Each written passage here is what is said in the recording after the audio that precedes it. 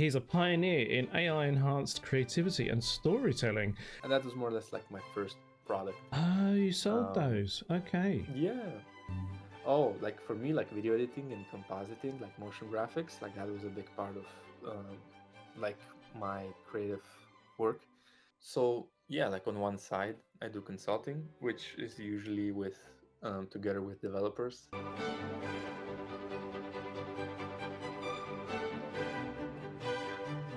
Do you see any brands in fashion that are using things like Runway or Pika to do their ads? I don't think I've seen it myself. What have you seen? Um, I so I don't know about the specific brands, but I definitely have seen AI content on my feeds and on my digital environment, both from like just an image and some of these images are so painfully obvious, and I'm like, Yeah. damn, right, Yeah. make a good image. Don't just write a prompt, make a good image. And Yeah. that's what I said. Like, you can literally just write a prompt, but like that's the basic. That's not going to be a quality image. You need to think, what does a quality image make? What does the composition look like? What do the colors look like? And then you use AI to help Mm. you. With videos, I have noticed a few like simple ones, like simple clips, like the 4 or 5 second one, because I think like that's what Runway is capable, or Pika is capable at the moment, or just like creating like some movement in a product. So you basically like have a product on a table or something, and then the background is moving. Like those shots. I think those could be really really good. But yeah, like for bigger ads, high level production, no, I think no, like for high level production it's definitely not good enough. Yeah, I agree. Yeah, it's not there yet. Yeah, until Yeah, until we all get access to Sora, of course, and then we'll see. Let's see what it comes out like. Because the thing is, yeah, even when you're using something like Sora, it's still going to be difficult to do bags or coats or scarves or hats or whatever it is.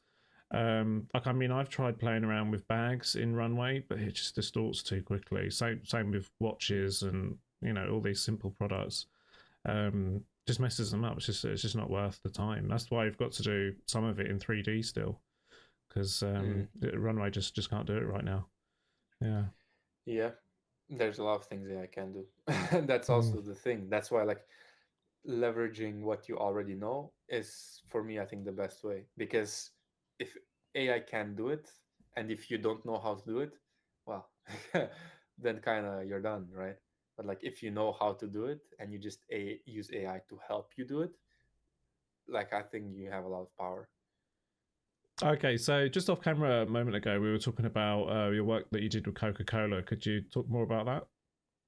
Yeah, so last year, like I consulted on a campaign they did where the goal was to build an app which has an output and transforms it into the output, which will be the brand guidance and the brand direction they wanted. Wow. So Yeah. so for me, my role was to figure out the technical structure of how can we convert the input into the branded guidance and guidelines in the output. So what process does the basically you get an image that goes in, and out comes another image. Like what needs to happen so like the outcome is as our direction wants. Hmm. Yeah. I did like quite a few consultancies like this, and they're super fun. I really enjoy like building like these sorts of products and apps. Like one of them recently was also on a storytelling experience where like another brand wanted to have a personalized story where you basically the audience comes in, answers a few questions, and then the AI generates both the story and the images according to the guidelines that we selected. So like my role is again figure out the best way to do this. So it's like both a good user experience and also technically feasible for the company. So you do a lot of consulting. What kind of clients do you find you're consulting for? Um, so yeah, like on one side, I do consulting, which is usually with together with developers. So I have friends and just colleagues that are developers, and we develop products and apps for companies that are looking to integrate AI into their work and their just portfolio. And on the other hand, it's a lot about training and workshops and education. So actually helping companies and individuals adapt to the world that is happening right now. Because I think like um, AI, like it's constantly like evolving and all of these amazing things are coming out. Similarly with like the ChatGPT 4.0 that came out recently, it's again like presenting a lot of possibilities for a lot of sectors, especially like education in the demo video. Like the education is gonna have to start thinking about how are they gonna adapt to this. So for me, because I work a lot in the creative field, um, the question naturally becomes like, how are companies gonna move forward with this? How are individuals gonna move forward with this technology? Because it is definitely gonna be here even in a bigger amount as we move forward. So for me, it's a lot about figuring out for them as well, like how can they do it and showing them how they can do it. So I work with different companies. At the moment, I'm working with a broadcasting agency in Italy where we are doing this across different departments, using their use cases. How will they move forward? Also, like strategically, how this will look like in their company, like in 1 year. Um, yeah. On the other hand, like with individuals, that I have like also sessions of just like, okay, you are, I don't know, designer, animator, photographer, whatever is your field. How does this fit into your work? You will upskill at some point, or you don't. Like you also don't have to.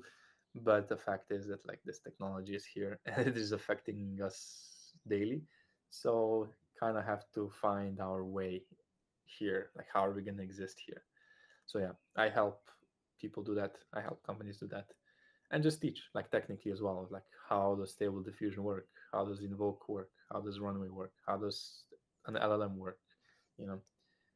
Yeah, Invoke. I'm not sure. The audience will be too familiar with that one. Could you just talk about what you use that for? I love invoke is for image, it's image generation. It is based on stable diffusion. It is open, so you can download it. It is open source. You can install any of the models. They also have like subscriptions if you need like computing power from them. Um, but basically, I love the way they are building their product because they are building it the way I have been saying, of empowering the individual. Like their idea is that you as an individual, you are granted a new tool, new skills that you can use to create your work. And yeah, I like the interface, like the way they are selecting what is important for a workflow, for a design workflow, the features they're implementing, and yeah, just like the humanness and transparency they do. They also are working on offering like custom model training. So as an individual, you can train your own models. So if you have a style, you can train your own model, which I think is going to be one of the artists and creatives like biggest assets. Like, What's the process for training?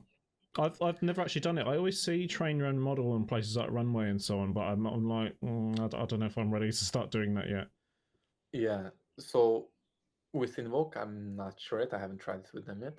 But there's also like a website called Artflow. Artflow is actually really good. I really like it. I like their interface and their features. Um, Model training, basically, you need to have a data. You need to have a data set. So that is usually images. If you're training images, which most likely you are. Um, so those images need to be like curated. So if you're having a character, for example, like I trained my own model on Artflow for myself, basically with my face. So I put 10 images of me, photos of me into that. And that is kind of like with these platforms and the websites, that's more or less like enough. They do most of the work for you. But like after the images, like there's also like tagging. So basically, prompt, you create a token according to the images. So like if I have an image of myself and I assign like a token for myself, I can use that word, basically the word inside the prompt that will trigger me and my likeness in the prompt. Ah, right, okay, Um, yeah. That sounds like and a Laura or something. yeah, exactly. So LoRa is basically a model. It's a smaller model trained on a specific concept, style, character, design, whatever.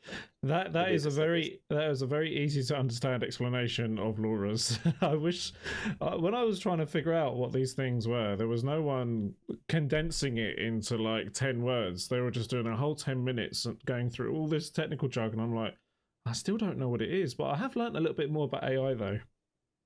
Yeah, I mean, I do this like this is my work. I teach people, so I gotta be good at explaining things. Totally, yeah. All AI mode content that you see on LinkedIn is also on our YouTube channel. You can scan the code on the screen.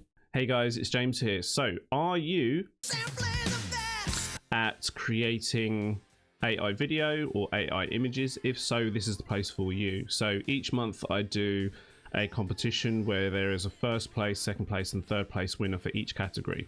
So, if you enter your video, you can send me up to 3 videos. Only use the form that's on the screen right now to enter your video for best video, right? Don't send me, I know some of you send me WhatsApp messages and LinkedIn emails, Facebook sometimes. Please don't do that. Please use the form, because otherwise I'll forget that you sent it to me, because I get so many messages about this sort of stuff that I can't always remember what everyone sent me, and I've got a bad memory. If you want to enter your image for the best image, you can scan the code that's on the screen right now. Again, you've got until the end of the month to enter, so that's the end of this month as well, by the way. I know I've just announced entries for another competition, but that was for June.